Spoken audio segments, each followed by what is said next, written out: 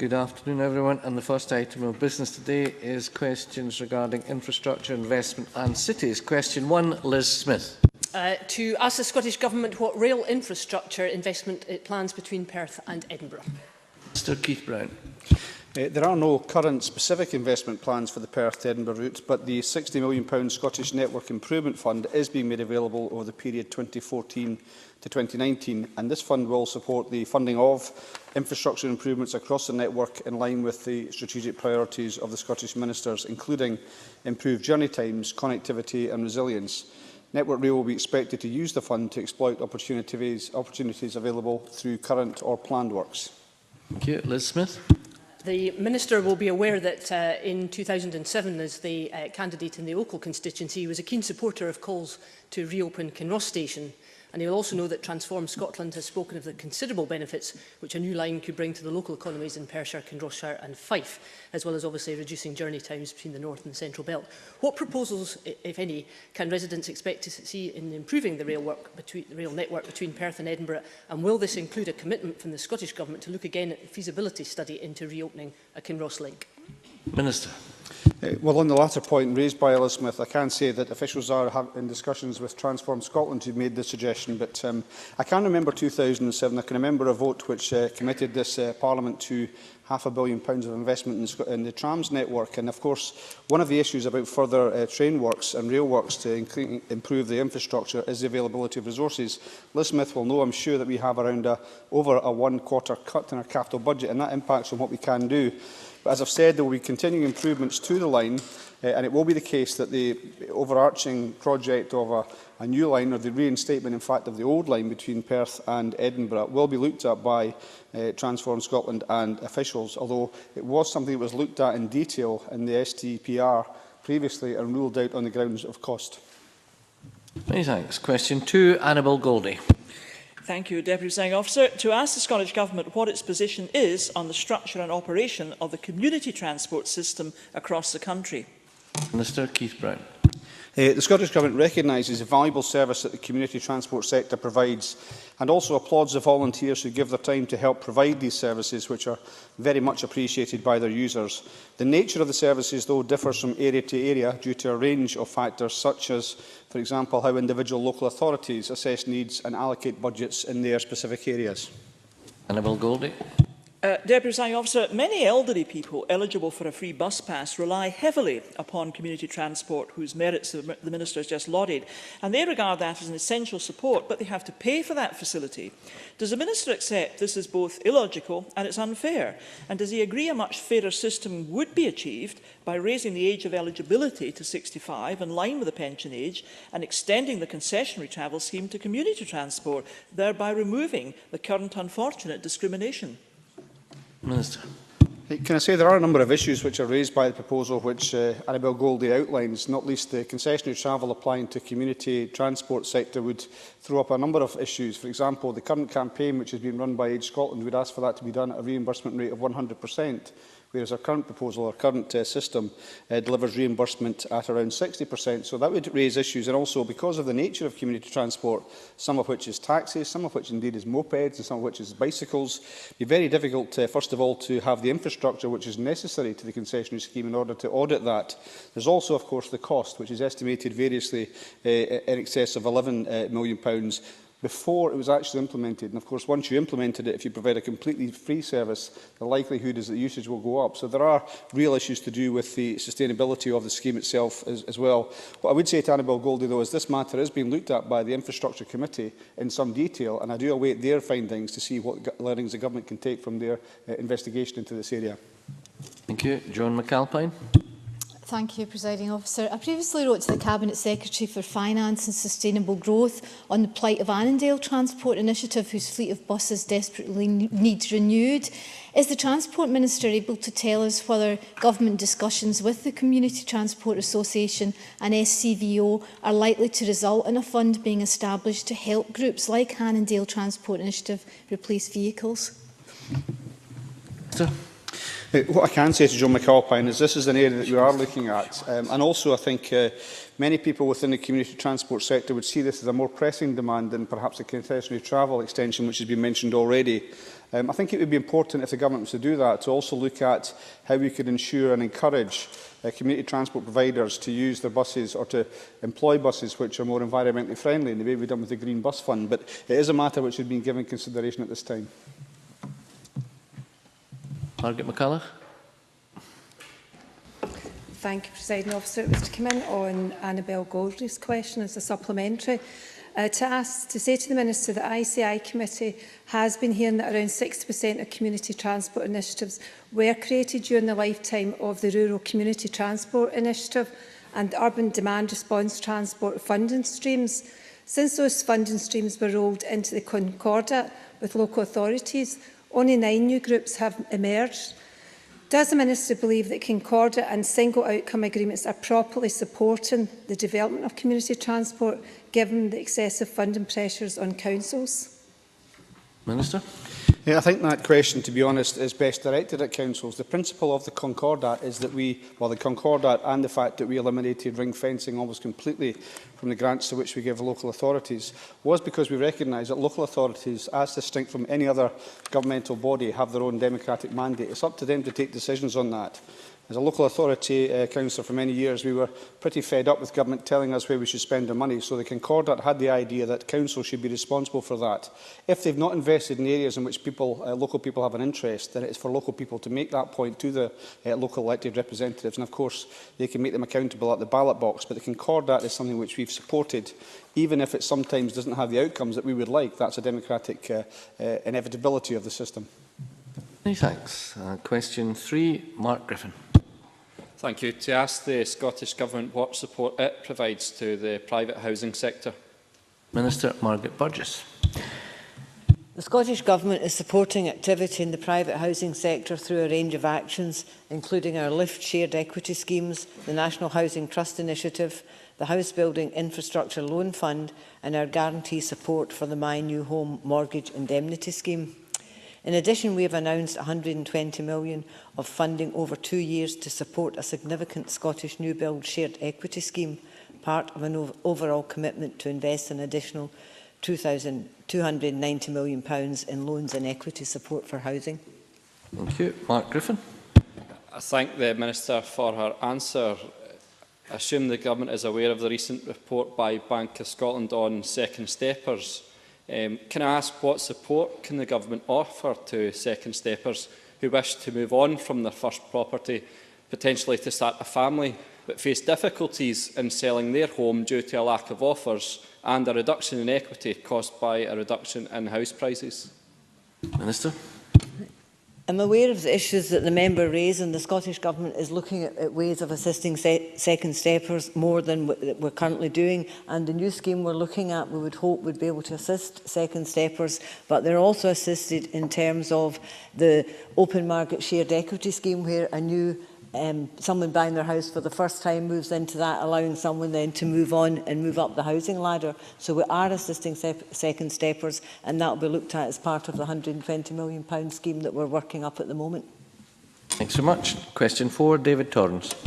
To ask the Scottish Government what plans it has to promote integrated ticking and the multimodal use of public transport. Minister Keith Brown.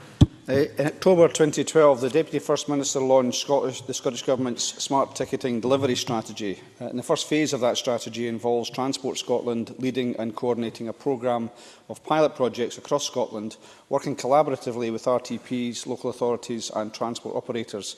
The pilot projects are intended to be scalable and are designed to help deliver the longer-term vision that all journeys on Scotland's buses, rail, ferry, subway and tram networks can be accessed using some form of smart ticketing or payment. The pilot programme is diverse geographically by transport mode and by smart ticket product. We already have had some success working with National Express and Dundee City Council, delivering a smart ticket for students which allows them to use part of their bursary to access citywide travel in Dundee. David Torrance. I thank the Minister for his answer. Integrated ticking and easy access to multimodal forms of public transport significantly increases the attractiveness of public transport, whilst further contributing to a low-carbon economy. Can the Minister explain how integrated ticketing and multimodal use of public transport are being considered in current and future transport and urban infrastructure projects? Smart and integrated ticketing will feature heavily in new transport projects, and that applies whether it's the Glasgow subway upgrade, the Edinburgh tram or the next iteration of the ScotRail franchise. In addition, the influential Scottish Cities Alliance has recognised the importance of smart ticketing in achieving its plan to leverage the strengths of Scotland's 7 cities. It's funding a smart ticketing workstream led by Dundee, which is intended to generate further smart initiatives to be adopted by each of Scotland's 7 city regions. In the meantime, we learn from other countries. I was in Amsterdam recently to see what they've done in terms of smart ticketing, and that information which we've had from Amsterdam will be applied to our future thinking on smart ticketing. Thank you. Patrick Harvey. Thank you. One of the lessons that might be learned from many other European countries is of simplicity. Commuters in Glasgow are already expecting to be able to choose between the government's Saltire card, SPT's new one they've called Bramble, no doubt the Zone card and the First card will still continue. Is it really the best we can do to move from a complex array of tickets to a complex array of smart cards? Isn't it time to knock a few heads together and get a simple system that everybody knows they can use? Minister. I think there is certainly something in what Patrick Harvey says. I think the reason for the pilots which we have is we recognise we have a number of different modes. We have quite a number of different operators, so it's not quite the same, for example, as is the case in London, where you do have the simplicity of the Oyster card, which incidentally, of course, is being looked at again because these things tend to move on in terms of technology. Simplicity is very important. It's also sometimes very hard to achieve. It sounds very easy to say, but sometimes very hard to achieve. And I think what we have to do is to learn what the different applications would be in terms of different modes and for a multitude of operators, take the best learning from that, and then I would agree with Patrick Harvey, make it as simple as possible for the user. Many thanks. Question 5, Anne McTaggart. To ask the Scottish Government whether the proposed Procurement Reform Bill will seek to ensure that public sector contracts should only be awarded to companies that pay the living wage. Secretary Nicola Sturgeon. The European Commission has confirmed that any requirement on contractors as part of a procurement process or public contract to pay their employees a living wage set higher than the UK's national minimum wage is unlikely to be compatible with EU law. However, the consultation on the Procurement Reform Bill sought stakeholders' views on the impact and implications of promoting payment of the living wage through procurement activity. We're analysing these responses along with other evidence to develop our position on this issue in light of our very strong support for the principle of the living wage. It's obviously important to stress, though, that it will not be possible to pursue any measures in the bill that would contravene our obligations under European law. Thank you. Thank the Cabinet Secretary for that reply. There is an opportunity, as you've explained, provided by the Procurement Reform Scotland Bill to amend the Public Contracts Scotland Regulations 2012. This would enable local authorities to promote payment of the living wage amongst those organisations that are in receipt of the public funding through their internal procurement processes. Can I confirm that the Cabinet Secretary has considered this proposal and will seek to include such an amendment within the delayed Procurement Reform Scotland Bill? Cabinet Secretary. Well, as I said in my original answer, the Procurement Reform Bill obviously has to be compliant with our obligations under European law on this and on any other issue. The European Commission has given its views on what it considers to be the applicability under European law of a requirement on contractors to pay the living wage, and I set that out in my original answer. Having said that, the Government is strongly supportive of the principle of the living wage. In fact, we have led by example through our own employees in paying the living wage. Therefore, we are very keen to explore all opportunities about how we promote that further and encourage other public authorities to do likewise. So we're considering all options at the moment, and of course the Public Procurement Reform Bill will be introduced to Parliament soon after the summer recess. Many thanks. Question 6, Jane Baxter. Thank you. To ask the Scottish Government what progress has been made by its cities strategy. Cabinet Secretary Nicola Sturgeon. Full details of progress so far are set out in the first annual report of the Scottish Cities Alliance. That report was brought to and discussed at the Cities Alliance Leadership Group in April, and it's now available to download from the Cities Alliance website for the purposes of all member scrutiny. Jane Baxter. I thank the Cabinet Secretary for that answer. The inclusion of Perth and Stirling in the agenda for cities was a welcome move for Mid-Scotland and Fife. But I'd be grateful if the Cabinet Secretary could indicate how the Scottish Government ensures that peripheral areas of city regions are not forgotten about, especially in Fife, for example, which usually benefits from co-terminosity of public services, yet is split between the strategic development plans for Dundee and Edinburgh. Secretary. Well, I think Jane Baxter raises a very important point, and I want to take the opportunity to assure her and stress the fact that the work of the Cities Alliance and indeed the substance of the city strategy recognises the importance not just of cities but the wider regions that they sit within. And I think all cities are very mindful of their obligation to include their wider regions in their own plans for growth. So that is a theme that recurs at the discussions in the Cities Alliance and will continue to do so. I'm a great believer that the success of our cities is important to the success of the country, but cities should not be seen in isolation. And the point the member makes, I think, is one that is very well made, and I'm happy to ensure that that continues to be something that is a theme of the discussions at the Cities Alliance. Thank you. Question 7 in the name of Helenida has not been lodged, and I have to say a rather poor explanation has been provided. Question 8, Hanzala Malik. Good afternoon, Presiding Officer. It's to ask the Scottish Government when the first phase of Edinburgh-Glasgow improvement plan will be delivered. Mr Keith Brown. As I reported to Parliament during the rail debate on the 30th of May, our electrification programme is making good progress. The electrification of the Whifflet and Cumbernauld lines will both be complete in time for the 2014 Commonwealth Games. The electrification of the main Edinburgh-Glasgow line will be complete by December 2016 and will be followed by the electrification of the Stirling, Dunblane and Alloa lines by December 2018. Hanzala Malik. Thank you for that response. After cutting 1/3 of the budget last July, does the Minister agree that describing the continuing programme between Glasgow and Edinburgh improvement plan as on track is a little misleading, given the recent statement that shorter journey times and longer trains will not benefit passengers until December 2018, a full 2 years after electrification of the programme? Can I press the Minister to give assurances today that he will make every effort in terms of catching up with the programme so that it can be delivered on time? Sir? Well, I should say there are important respects, as my substantive answer tried to draw out, in which we're actually well ahead of the schedule. The Whifflets programme, some 4 years ahead of the schedule for that. Cumbernauld, we said we'd do before the Commonwealth Games. I should also say a substantial amount of work has already been done. If you go through Haymarket Station, you can see the work that's been done there. Also in my area, Stirling and Dunblane and Alloa, certainly in Alloa, the bridges have been lifted already in advance in preparation for electrification. So yes, we are doing everything we can in order to progress this as quickly as possible. On the point about cutting it by 1/3, I don't think there's any point in spending money for no particular purpose. The money that we are spending, £650 million on the Edinburgh to Glasgow improvement project, is a very substantial sum of money. It's also one which was looked at by the consultants who had a very hard look at this. So we are confident that what we are spending is the right amount of money. It represents a huge investment in infrastructure between Edinburgh and Glasgow, and the benefits of this will happen well before 2016, whether it's for the Cumbernauld line for the Commonwealth Games, whether it's Whifflets, whether it's the improved environmental performance of the railways, or whether it's improved stations. So progress will be happening right the way through this project, and of course we'll try to make sure it happens as quickly as possible. Many thanks. Question 9, Tavish Scott.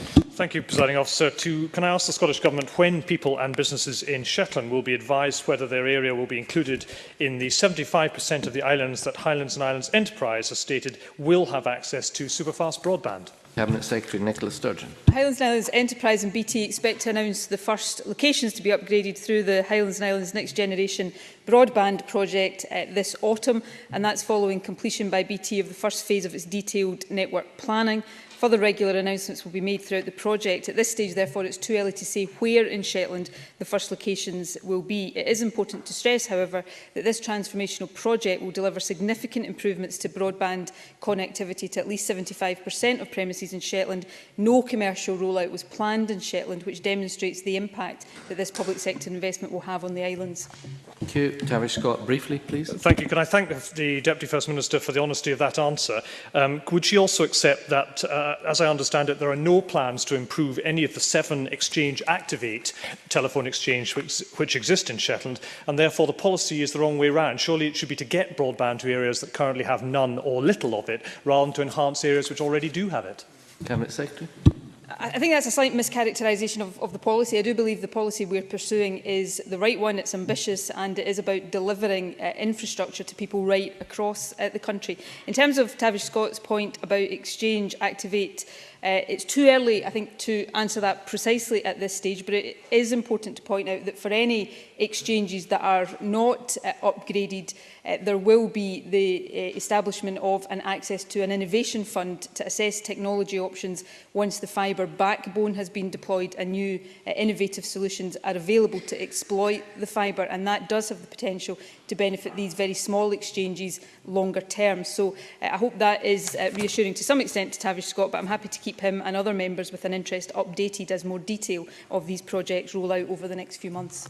Thank you. We now move to Culture and External Affairs questions. Question 1, Claudia Beamish. Thank you, Presiding Officer.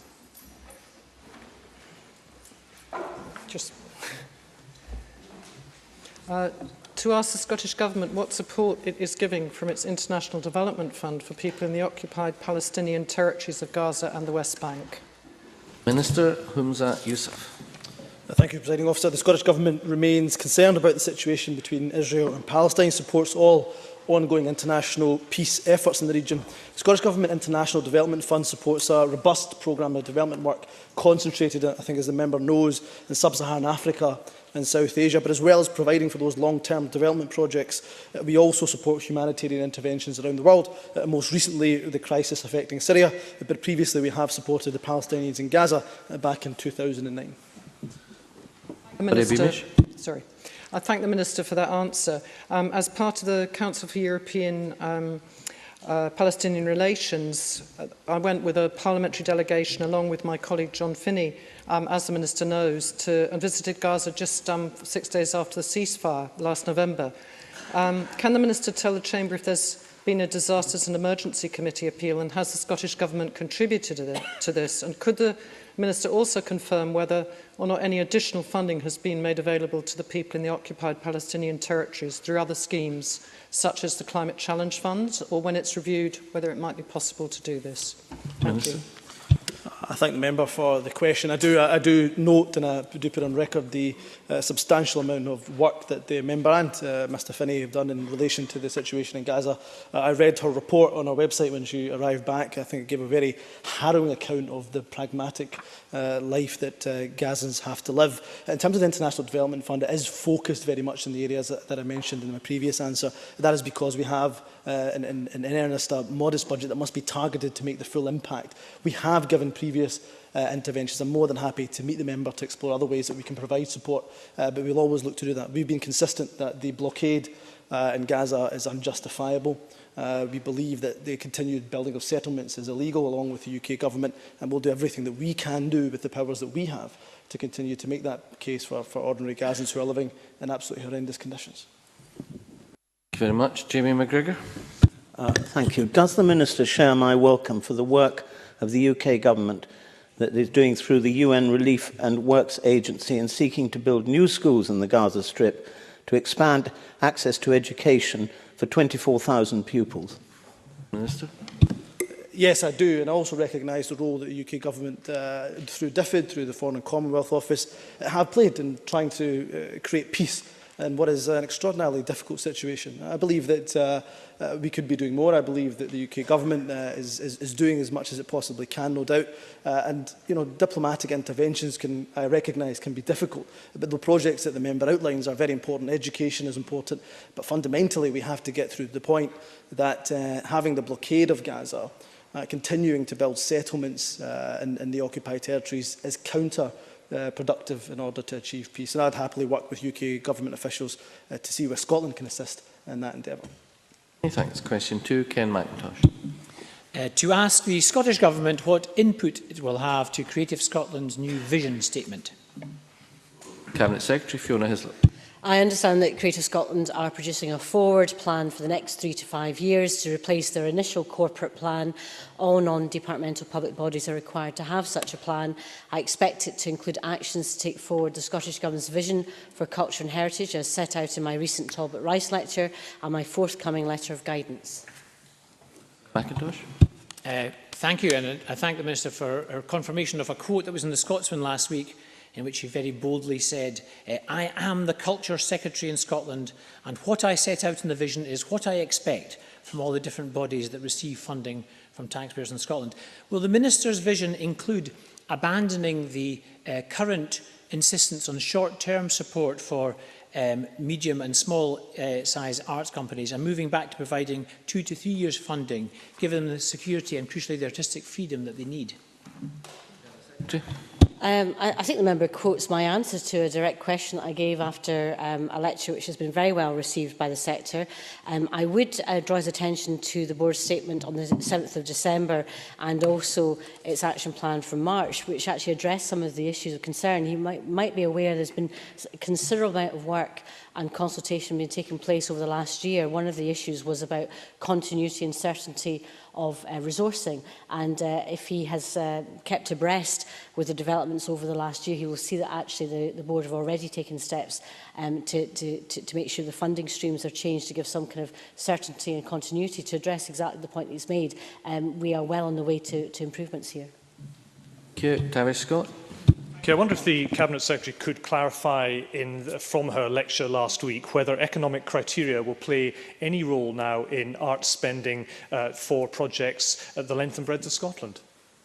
Cabinet Secretary. In my lecture, I made it clear that I do not think that the culture and heritage sector has to make any new economic case for support and funding. We know the vital role that they play in all these areas, and I think it's a common sense approach to take. We need to make sure that we're ambitious for our cultural sector, which we are. They need to have confidence in our approach. But in terms of the implementation of the administration, I think that's one of the issues that will be addressed in relation to the developments of Creative Scotland and its processes as they roll out. But we need to be confident in our sector. We have a great sector in Scotland.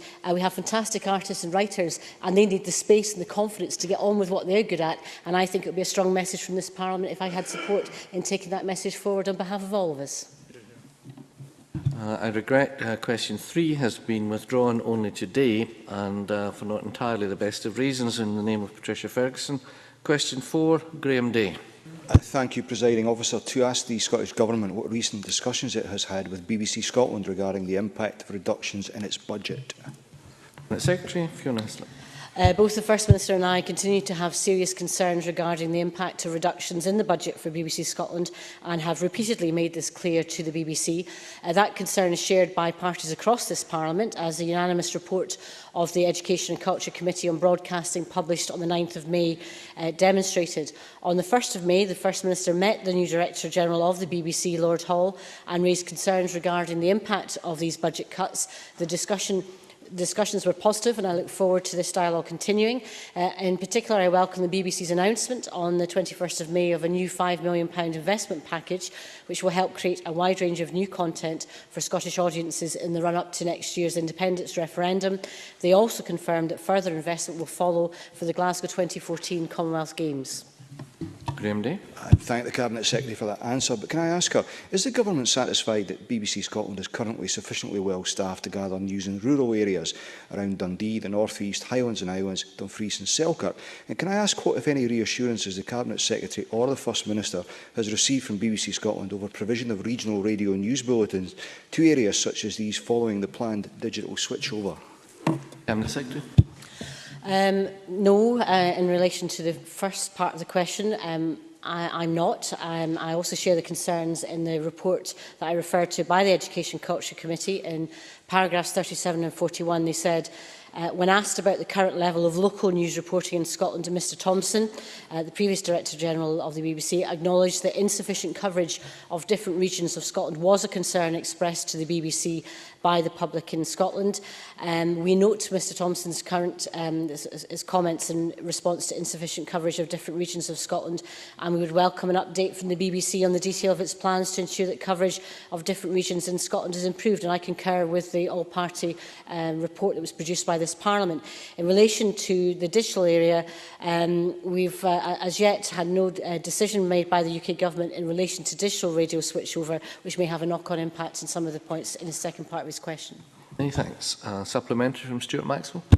Thank you, Presiding Officer. Is the Cabinet Secretary aware of the rumour that the latest victim of the cuts at BBC Scotland is the well-respected and experienced journalist Derek Bateman?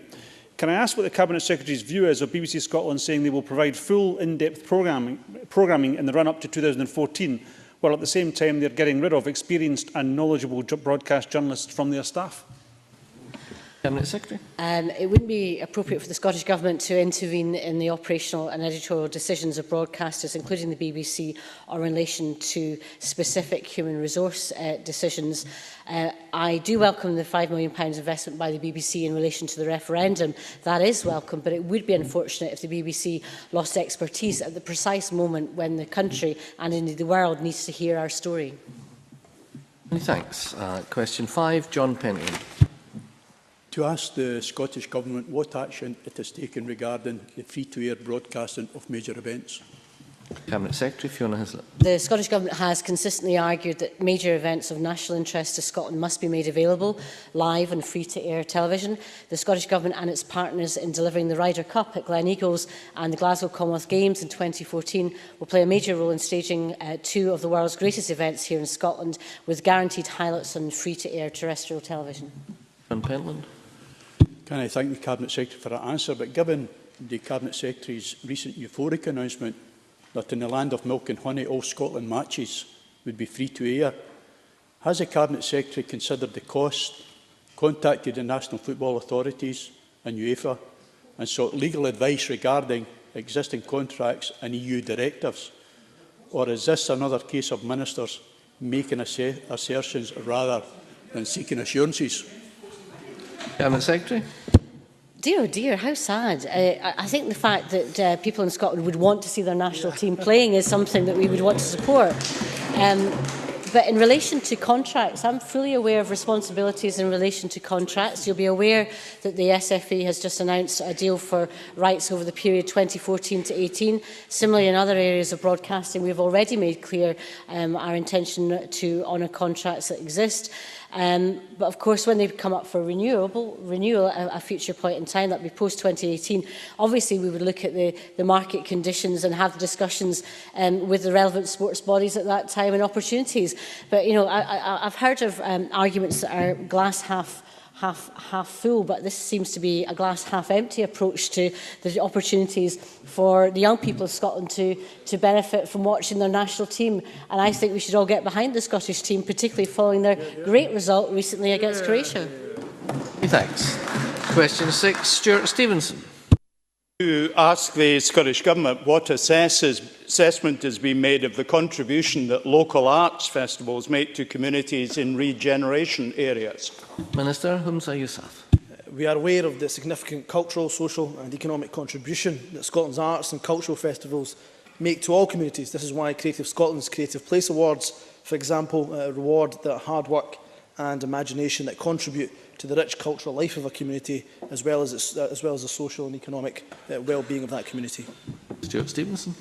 Does the Minister agree with me that arts events such as the Coast Festival, whose launch in Macduff I attended recently, are vital in supporting community spirit, as well as boosting the local economy by attracting visitors, both foreign and domestic?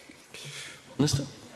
Absolutely agree. We all know that the arts and culture make a vital contribution to the social and economic well-being, as I was saying.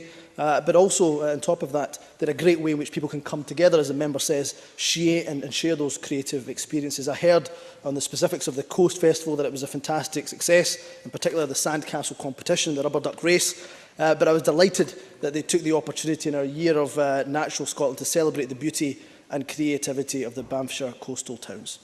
Malcolm Chisholm. Given that the Leith Festival benefits not just regeneration areas in Leith, but the whole of Leith and Edinburgh and further afield, is it not time that the Leith Festival received some funding from the National Fund that is available for national festivals? Would not the Leith Festival at the beginning of June each year be the ideal curtain raiser for the great summer of festival, which continues tonight with the launch of the film festival? Minister. I think the member makes a good point about festivals and the wider contribution and impact that they can make. I'm not entirely sure if the Leith Festival have applied for funding. More than happy to sit down with the member to explore that further. Question 7, Willie Coffey. Thank you. To ask the Scottish Government when it will next meet the European Commission and what matters will be discussed. Secretary Fiona Hislop. The Government has regular contact with the Commission and other Member States concerning a range of issues in order to govern in the best interests of the people of Scotland. The Minister for Environment and Climate Change, Paul Wheelhouse, attended the Environment Council yesterday, and the Cabinet Secretary for Rural Affairs and the Environment, Richard Lockhead, is meeting Commissioner Potocnik at the Royal Highland Show today. The meeting will cover a range of issues, including CAP reform and biodiversity. Coffey. Can I thank the Cabinet Secretary for that answer? She will no doubt be aware of the multi-annual financial framework budget proposals, which could see a huge cut in funding for broadband infrastructure across Europe. Could she indicate whether and how this might impact on our own digital participation strategy here in Scotland? Cabinet Secretary. The Scottish Government is obviously disappointed at the cuts to the Connecting Europe facility. It rose from the negotiations on the multi-annual financial framework. The funding was cut from 9.2 billion to 1 billion. We do think that that will make the fulfilment of our world-class 2020 digital connectivity ambitions more challenging. However, we will persist in our agenda in relation to digital participation. The member might be pleased to know that in the recent Ofcom report published, indeed the last report, shows a 7% increase in broadband take-up, bringing Scotland into line with Wales and Northern Ireland. Clearly some way to go on that, but we will persist on the digital agenda, not least on connectivity, but also on participation, and we will make sure we use every avenue to take that forward where we can. Annabel Goldie, briefly, please. The Cabinet Secretary's colleague who's sitting beside her recently got into hot water in Qatar by patently misrepresenting the United Kingdom Government's position in EU membership. Will the Cabinet Secretary undertake in any meeting with the European Commission to ensure that gaffe is not repeated, but instead attention is focused on obtaining answers to the many challenging and unresolved questions posed by her government's policy on independence? Cabinet Secretary. Can I say one of the most challenging questions I get when I travel internationally is people with concerns about what the future would hold under the Union and whether there will be a future for the UK as part of the European Union. And that's not as a result of anything this government has said, it is precisely as a result of two senior UK cabinet ministers making that point. I do think it's important that internationally both the UK government and the Scottish government take steps to make sure that we represent ourselves well, but also don't misrepresent each other in any shape or form. And I've already given that commitment. But I think it's absolutely essential that if we want to see a secure future for Scotland, if we want to see jobs protected, if we want to see our key sectors promoted across Europe, then we need to be positive contributors to the European Union. And I do not think the current position taken by some of the UK government is helping that in any way. Many thanks. Question 8, Angus MacDonald. To ask the Scottish Government when it last attended a meeting of the Nordic Council. Secretary Fiona Hislop. As the member will be aware, the Scottish Government is not a member of the Nordic Council and has therefore not attended any meetings of the Inter-Parliamentary Nordic Council, nor its intergovernmental equivalent, the Nordic Council of Ministers. The Nordic Council held its 50th anniversary overseas conference in the Scottish Parliament on the 19th of November 2002. Thank the Cabinet Secretary for her reply. It's clear we can learn a great deal from our Nordic cousins. Socially, culturally and economically, Scotland has much to gain from greater involvement with the Nordic nations. Regular attendance as observers at the Nordic Council in the run-up to the independence referendum will allow Scotland to build closer ties with Norden and allow for greater cooperation post-independence. Does the Cabinet Secretary have any plans to arrange a visit to the Nordic Council in the near future by either officials or ministers? Fiona Hislop. The Scottish Government has a regular contact with Nordic countries on a number of policies of common interest, including the regional development through the Northern Periphery and North Sea programmes and knowledge exchange through the Scottish Government supported and funded Nordic Horizons. These are examples of an improving engagement strategy between Scotland and the 5 Nordic countries, which will also be extended to include the 3 Baltic countries of Estonia, Latvia and Lithuania. There currently isn't a mechanism for the Scottish Government to have observer status at the Nordic Council. It is possible for MEPs of any EU member state to take that forward, but there are a variety of different ways in which we are taking forward our engagement with the Nordic countries, and I would reassure the member on that point. Thank you. Question 9, Jean Urquhart. Thank you. To ask the Scottish Government whether its commemoration of the First World War will include conscientious objectors and the role of peace groups. Cabinet Secretary Fiona Hislop. The Scottish Government believes that the commemoration programme should allow for a spirit of open inquiry as we seek to understand and remember the broad impact that the First World War had on all parts of Scotland and beyond. I've appointed the Scottish Commemorations Panel to advise on the development of the commemorative programme. One of the objectives for the commemoration is to reflect on the domestic impact of the war in Scotland, which, as a member observes in a question, encompassed a broad range of views about the war. Jean Urquhart. I thank the Cabinet Secretary for her reply, and I'm reassured by it. I've noted with concern the use by some in Westminster of the phrase celebration to describe the events marking the centenary of the commencement of 4 years of awful, indiscriminate slaughter in the fields of France and Flanders. Does the Cabinet Secretary agree with me that sombre remembrance of the lives lost in World War I should not be celebrated and that we must not glorify this or any conflict? Cabinet Secretary. The Scottish Government have been quite clear that in our commemorations and our programme, we really want to make sure that commemoration is key. We have to remember and we have to learn, and the tragedy of war is something that we should never, ever forget.